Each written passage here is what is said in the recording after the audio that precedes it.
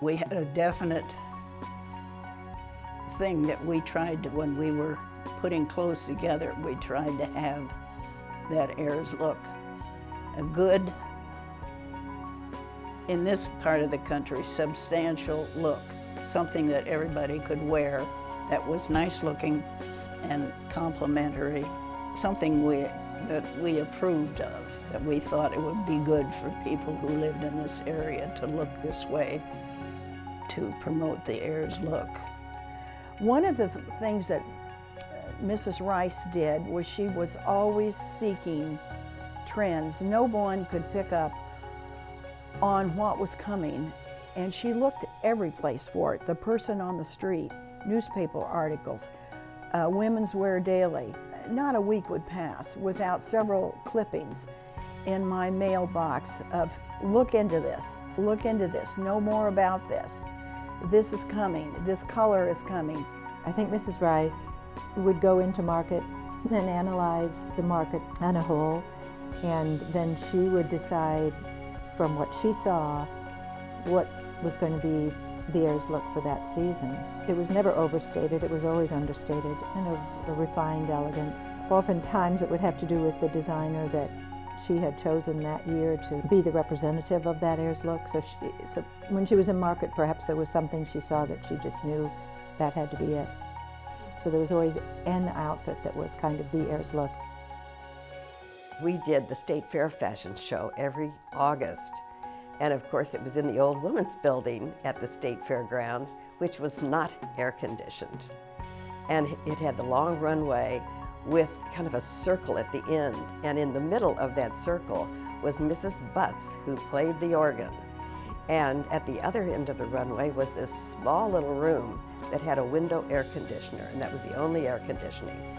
And there would be, I suppose, 20 models, dressers, all of the clothes, and all of that, but we would be wearing boots and gloves and hats and coats and all of this in this sweltering weather in August at the State Fair in the Women's Building. It was great fun. Behind the scenes was really crazy. You had 1 to 2 dressers per model, depending on how many changes you had. And the lineup of the show, it was something nobody thinks about this when they watch a show, but the lineup and who's wearing what and the order in which people appear all had to work out so that that person could get back, be changed, and come back out again. And sometimes you'd only have a couple people between your changes, and it was wild, very fast paced.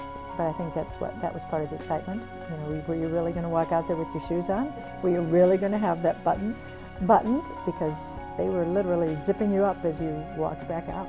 That Ayres look, it stood out. You knew that was an Ayres creation from the top of your head to your toes. The way it was accessorized, the way it was styled. It was the complete look of fashion, distinctive, complete look of fashion.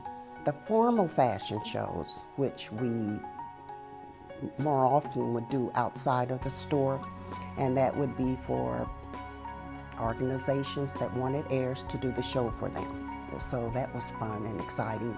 Mrs. Patrick was known all over the United States. When she'd go to New York with the buyers to buy, because she was the fashion coordinator, you know, everybody in New York, she knew how to accessorize a dress with just a handkerchief. Everybody knew Liz Patrick. We would work with Charlie Halligan on the mannequins, what we wanted to feature. Maybe they would decide it's for some occasion that all the mannequins needed to be in a certain color, so he would go around and work with the various departments so we could pull out that theme and do a whole color down the lane, or whatever the theme might be. We were talking about the Ayres look, that Ayres look, and taking that concept with leadership. Every year we would go to Vogue magazine, we would talk about, you know, what's coming, and they would have a lot of good directional information for us. We were always in the market looking from couture all the way to moderate. Some of the most satisfying times were finding and taking a trend and having it relate to some of those other wider spread areas in terms of price points. After we went on a bit farther, and she told me that she wanted me to work for the French room, which became the Crystal Room today. And she said, I think you should go there, and whenever you walk across the room in some clothing, everyone will know it came from the crystal room. Well, it turns out it was great for me because all the designers came there first and brought all their clothes, and all the people who came in to buy clothes from designer clothes would come into the crystal room and be seated there, and I would help them look at the clothes, and if they wanted anything on, I could put something on for them and show it the way they wanted to see it.